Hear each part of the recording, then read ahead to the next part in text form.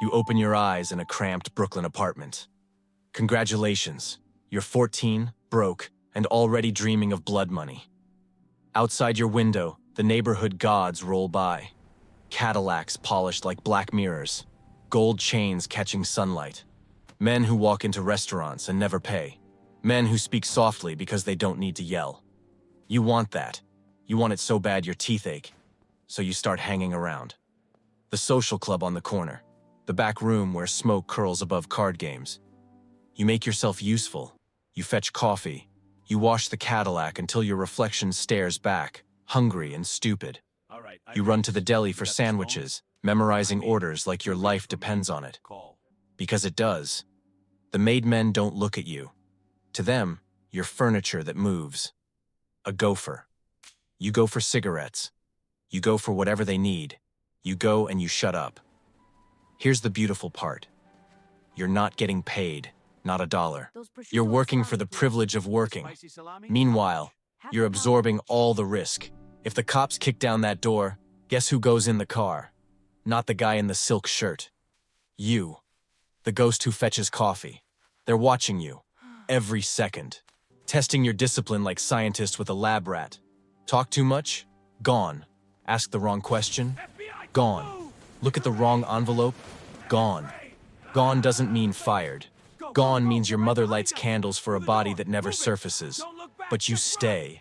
You stay because the alternative is a lifetime of punching clocks and begging landlords. You stay because those Cadillacs whisper promises. One day, you spot a cop car 2 blocks away. You warn them.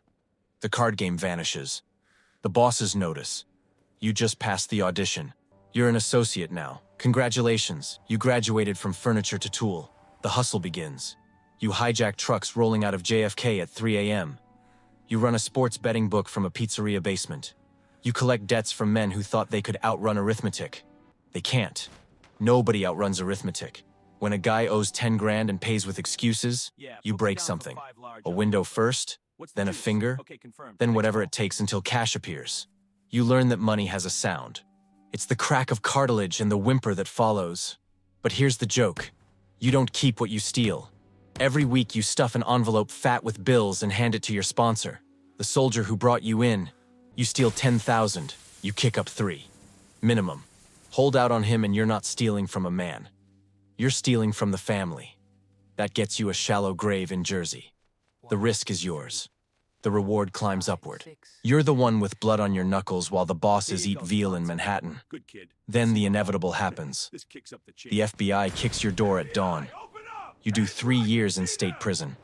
3 years of concrete and fluorescent lights. You keep your mouth shut.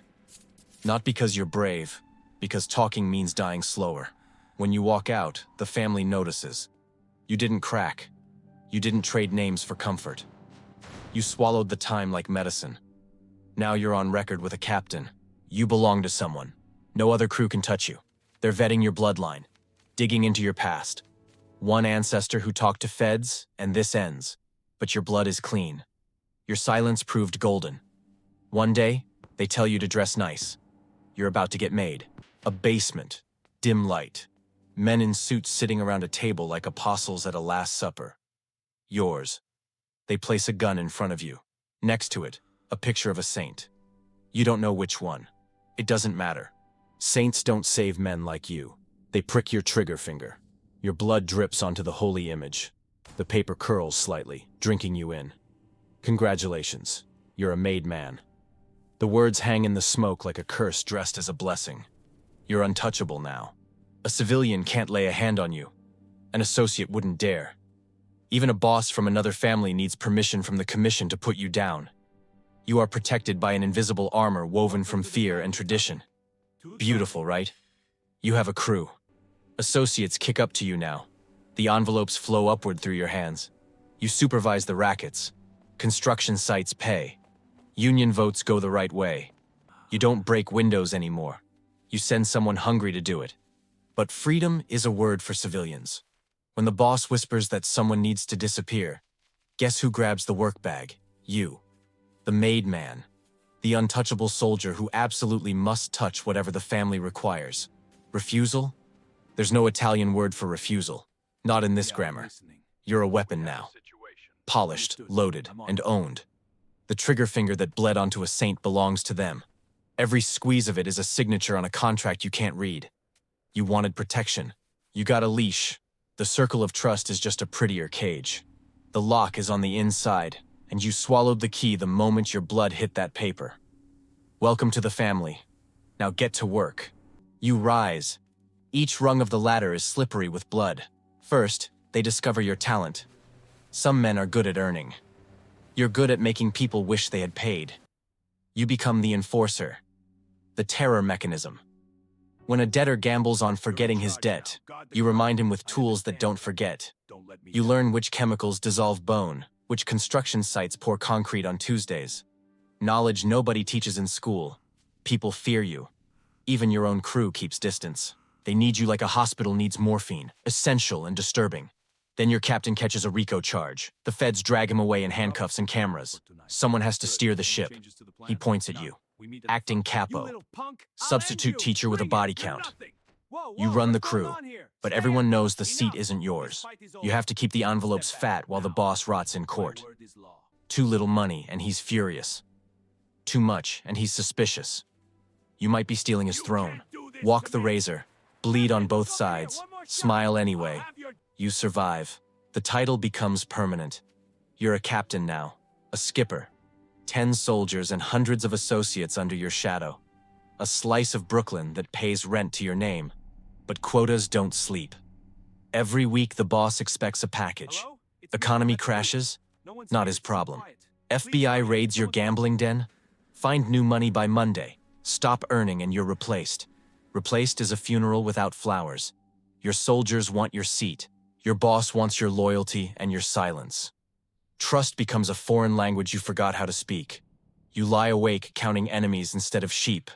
The ceiling stares back, offering no answers. You made it. Capo di tutti capi. The boss of bosses. Congratulations. You survived street wars, prison cells, and the smiles of men who wanted you dead. You sit at the head of the table now. The father. The ghost who moves the world with whispers. You never touch a gun. Never touch a dollar from the rackets. Layers of men stand between you and the crime like human insulation. You murmur to your underboss on a Tuesday. By Friday, a rival vanishes from the earth without a headline. You sit on the commission, the board of directors for American Sin. 5 families dividing the country like a pizza nobody ordered. You decide who gets made. You decide who stops breathing. Total power. Zero peace. Your underboss smiles too much. He's measuring your chair. Your consigliere whispers advice. But whose interest does he serve? The captains toast your health at dinner while rehearsing your eulogy in their heads. The FBI has an entire squad dedicated to your destruction. They photograph your breakfast. They know your doctor's name. They're patient. They have budgets and pensions. You have ulcers and nightmares. There's no retirement plan, no golden parachute, no walking away to a vineyard in Sicily. You stay on the throne until something removes you. Prison, cancer, a bullet outside a steakhouse while your wife waits for the veal. You wanted respect. You got fear. You wanted family. You got a corporation that eats its founders.